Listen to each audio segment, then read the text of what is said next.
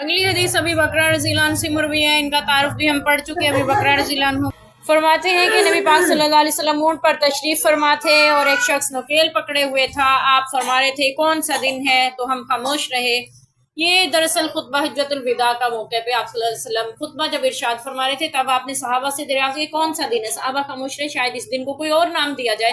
तो आपने खुद ही फरमाया क्या ये कुर्बानी का दिन नहीं। सहाबा ने अर्ज़ किया हाँ अल्लाह के रसूल।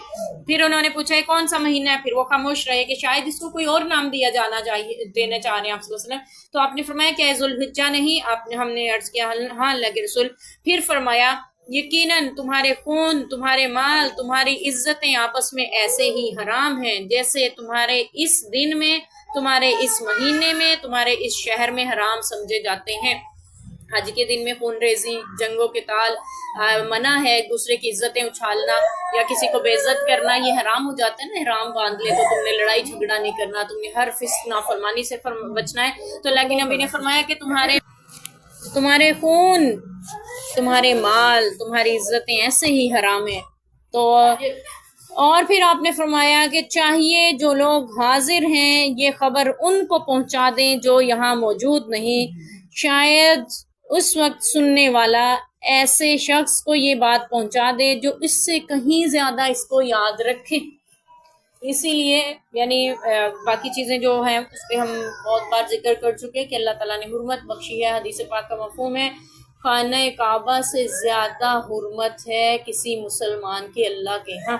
इसीलिए अल्लाह के नबी ने पिछले बाब में हमने पढ़ा था ना, मुसलमान को गाली देना फिस्क है, उससे किताल करना हराम है। तो आप सल्लल्लाहु अलैहि वसल्लम ने इतनी इज्जत दी है एक मुसलमान को, एक मोमिन को, और आपस में खून बहाने को हराम ठहराया है, आपस में दूसरों की इज्जतें उछालने को हराम ठहराया।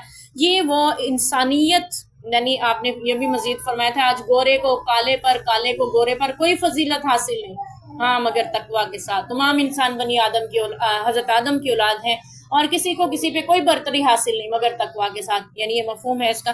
तो ये वो इंसानी हुकूक इंसानी का बुनियादी असूल जो आपने उस दिन जिक्र किए वो चार्टर है जिस पर इस वक्त दुनिया के असूल कायम किए जाते हैं। दुनिया भर में जो असूल बनाए जाते हैं ना, बुनियादी तौर पे नबी पाक के इस खुतबे को लिया जाता है जो आपने हज्जतुल विदा पे इरशाद फरमाया। तो इसमें जो बात यहाँ पे लाने की, जिक्र करने की इस हदीस को मकसद है इमाम बुखारी का इल्म के एतबार से है।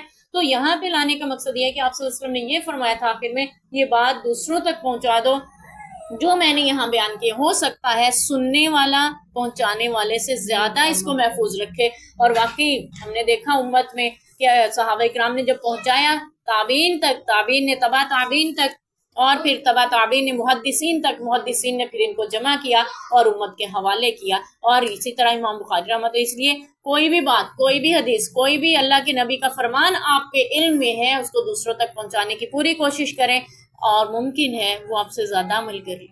और फिर ये भी हदीस का मफहूम है, यानी मुख्तलिफ रवायत से मिलता है हमें कि जो अमल करेगा आपके कहने पे अल्लाह उसका अजर भी आपको देगा, वो आपके लिए भी सदका जारिया बनेगा। तो इसलिए ज़रूर पहुँचाएँ। बल्लिगु अन्नी वलो आया में भी इसी बात का मफहूम है कि मुझसे जो भी बात मिलती है उसको पहुँचा दो, चाहे एक बात ही क्यों ना हो, ठीक है, एक आयत, एक ही चीज़ क्यों ना हो, तो इसलिए ज़रूर पहुंचाने चाहिए। तो यह इमाम बुखारी रहमतुल्लाह अलैह इल्म के बाब में इस हदीस को इसलिए लाए हैं ताकि हमें भी एहसास हो, और इमाम बुखारी रहमतुल्लाह अलैह खुद भी हम तक पहुंचा रहे हैं, ठीक है, कि हमने इस हदीस को दूसरों तक भी पहुंचाना है इंशाअल्लाह।